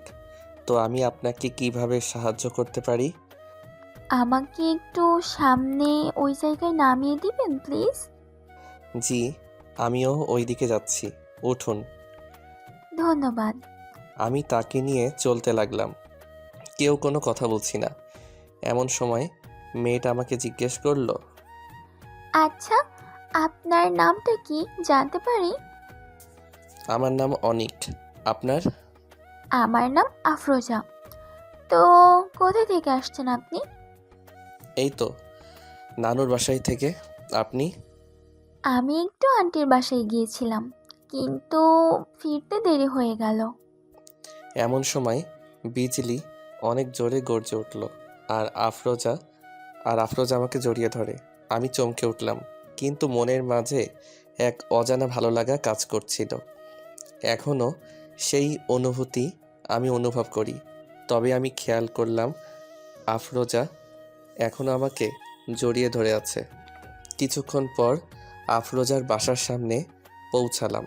এখনও আফরোজা আমাকে জড়িয়ে ধরে আছে, তাই দেখে আমি ওকে বললাম, জি এবার তো একটু ছাড়ুন। ও সরি। আফরোজা কিছুটা লজ্জা নিয়ে নেমে গেল।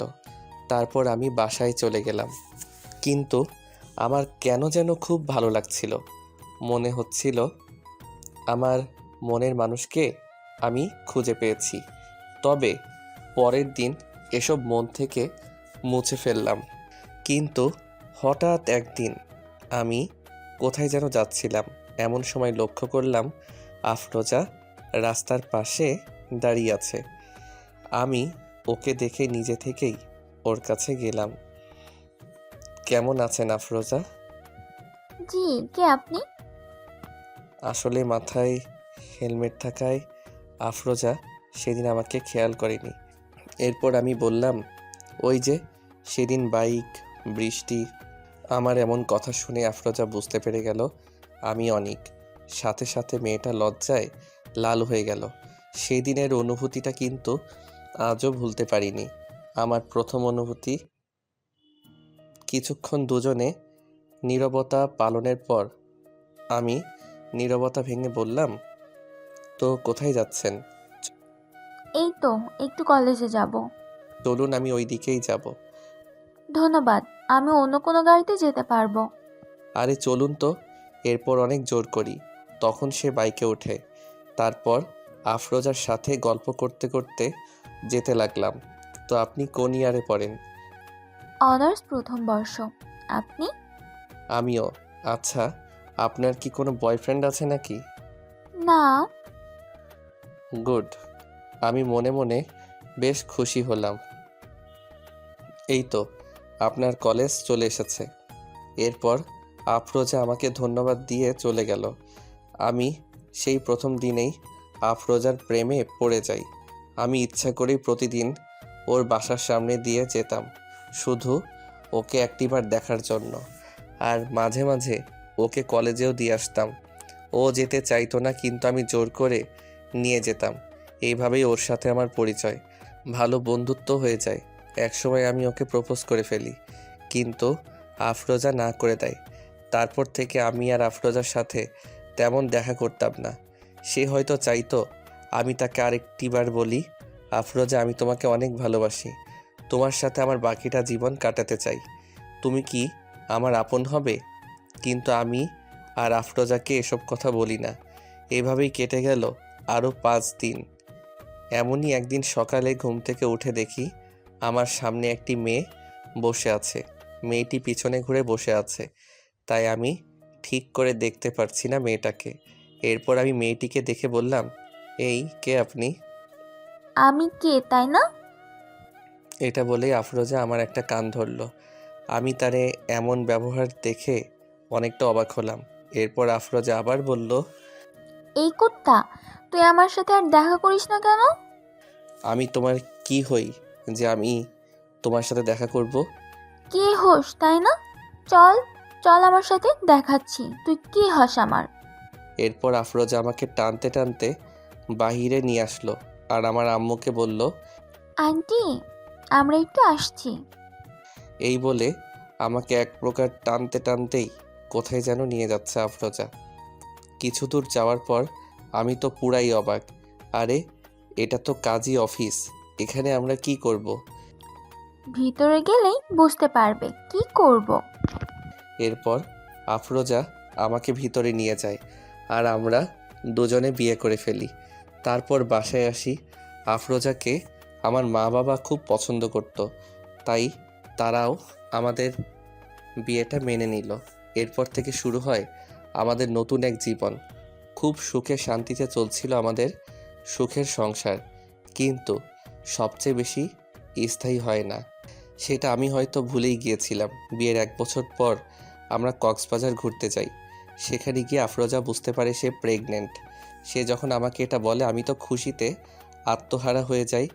আমি সাথে সাথেই মা বাবাকে ফোন করে খুশির খবরটা জানাই। মা বাবাও অনেক খুশি হয়। এই খবরটা শুনে। কিন্তু সেই দিন রাতে ঘটে যায় আমার জীবনের সবথেকে ভয়ঙ্কর ঘটনা। সেদিন রাত 8টার দিকে আফরোজার প্রচুর মাথা ব্যথা শুরু হয়। আমি তার জন্য ওষুধ আনতে যাই, কিন্তু ফিরে এসে দেখি আফরোজা রুমে নেই। আমি পাগলের মতো আফরোজাকে খুঁজতে লাগি, কিন্তু কোথাও আমি আমার আফরোজাকে খুঁজে পাচ্ছিলাম না। কি করব কিছুই বুঝতে পারছিলাম না। এমন সময় দেখি অনেক দূর থেকে কে যেন বাঁচাও বাঁচাও বলে চিৎকার দিতে লাগলো। আমার আর বুঝতে বাকি রইল না সেটা আফরোজা। আমি সেখানে দৌড়ে চলে যাই, কিন্তু ততক্ষণে ওরা আমার আফরোজাকে শেষ করে ফেলে। তারা সবাই মিলে আমার আফরোজাকে গ্যাং রেপ করে। আমি সেখানে যাওয়ার আগেই তারা আমার কলিজা আফরোজাকে দুনিয়া থেকে বিদায় করে দেয়। আনিকা, আমি সেদিন আমার আফরোজাকে বাঁচাতে পারিনি আনিকা। আমি কান্না করতে করতে আর কথাই বলতে পারছি না। আমার কলিজাটা অনেক চিৎকার করেছিল, ওদের কাছে হাত জোর করেছিল, কিন্তু তারা আমার কলিজার কোনো কথাই শোনেনি। তারা আর আফরোজাকে বাঁচতে দিল না। তাদের শত্রু ছিলাম আমি, কিন্তু তারা আমার আফরোজাকে মেরে ফেললো। আমি কান্নায় ভেঙে পড়ি। ওরা আমাকে মারতে পারতো, কিন্তু অনিক আর কোনো কথা বলতে পারছে না, বুকটা ফেটে যাচ্ছে কান্নায়। এবার অনিকের কথাগুলো শুনে আনিকাও কেঁদে দিল। আনিকা তার কান্নাকে থামাতে পারছে না। কিছুক্ষণ পর অনিক আবার বলতে শুরু করলো। জানো আনিকা, আফরোজা অনেক অনেক ভালো ছিল। সে আমার মা বাবার অনেক আদরের ছিল। আফরোজার কেউ ছিল না, তাই সে আমার মা বাবাকে তার নিজের মা বাবা মনে করত। সে একাই পুরো বাড়ি গুছিয়ে রাখত। অনেক পাগলের মতো কান্না করছে। আনিকা কিছু না বুঝেই নিজের ওড়না দিয়ে অনেকের চোখের পানি মুছে দিল। আনিকা ভাবছে এত কষ্ট নিয়ে একটা মানুষ কিভাবে আছে। অনেক আবার স্বাভাবিক হয়ে বলতে শুরু করলো। তারপর আমি বাসায় চলে আসি। অনেক কিছু মনের মধ্যে বাসা বাঁধতে শুরু করে। বাসায় যাওয়ার পর কলিং বেল বাজাতেই মা মিষ্টির প্যাকেট নিয়ে আমার সামনে আসে, কিন্তু আফরোজাকে মা না দেখতে পেয়ে আমাকে জিজ্ঞেস করে, আফরোজা কোথায়? আনিকা, আমি তখন কোনো উত্তর দিতে পারিনি। আমি সেদিন বোবা হয়ে গিয়েছিলাম। আমি মা বাবাকে বলতে পারিনি মা আফরোজা আর নেই। আমি কিছু না বলেই বাসা থেকে বের হয়ে আসি। আমার মা বুঝতে পারে কিছু একটা হয়েছে। আমি পরে মাকে সব কিছু খুলে বলি। সেদিন আমার মা বাবা আমাকে বাসা থেকে বের করে দেয়, কারণ সব দোষ আমার ছিল। আমি ওদের শত্রু ছিলাম, কিন্তু ওরা আমাকে না মেরে আমার কলিজাকে মেরে ফেলেছে। তারপর থেকে আমি আর কোনো দিন বাসায় যাইনি। হয়ে গেছি একটা বখাটে ছেলে। সবার চোখে হয়ে যাই ক্রিমিনাল। আমি পরে তাদের সবাইকে খুন করি যারা আমার কলিজাকে মেরে ফেলেছে। তারপর আমাকে জেলেও যেতে হয়েছে।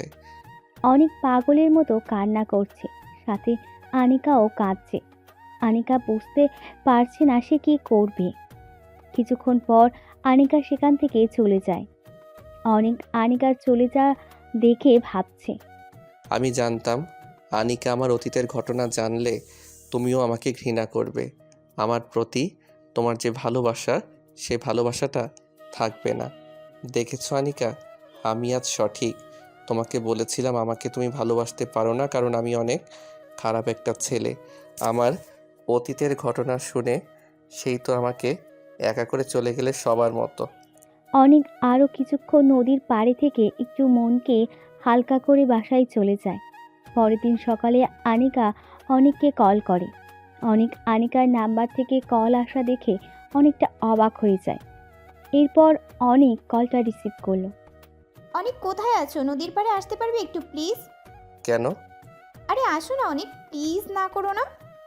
আচ্ছা, আসতেছি। এরপর অনেক ফ্রেশ হয়ে চলে গেল নদীর পাড়ে। সেখানে গিয়ে দেখে একটা নীল পরী নামে আনিকা নীল শাড়ি পরে আছে। অনেক পিছন থেকে কাশি দিল। ওহ, এসেছো তুমি? হুম। অনেক একটা কথা বলতে পারি? হ্যাঁ বলো। অনেক, আমি কি তোমার আফরোজা হতে পারি? হতে পারি কি তোমার সুখ দুঃখের কষ্টের সাথী? আনিকা, তুমি জানো আমি একটা বখাটে। তারপরেও অনেক কিছু বলার আগে আনিকা একটা কিস করে দিল অনেকের ঠোঁটে। আমি এই বখাটেকেই চাই। এরপর অনিককে জড়িয়ে ধরে। আনিকা বলল, প্লিজ অনিক, তুমি আমাকে ফিরিয়ে দিও না প্লিজ। আনিকা অনেক রিকোয়েস্ট করতে থাকে। অনেকের অজান্তেই তার হাত জোড়া আনিকাকে জড়িয়ে ধরে। কিছুক্ষণ পর আনিকা বলে, অনিক, আমি তোমাকে তোমার বাবা মায়ের কাছে ফিরিয়ে নিয়ে আসবো, প্রমিস। অনেক এটা শুনে অনেক খুশি হলো। অনেক ভাবছে কেউ একজন তো তাকে বুঝেছে। এরপর আনিকাকে নিয়ে নতুন জীবন শুরু করে দেয় অনেক। যদিও অনেক জানে না তার নতুন যাত্রা কেমন হবে, তবে সে হয়তো এক চিলতে সুখের খোঁজে আনিকাকে আপন করে নেয়।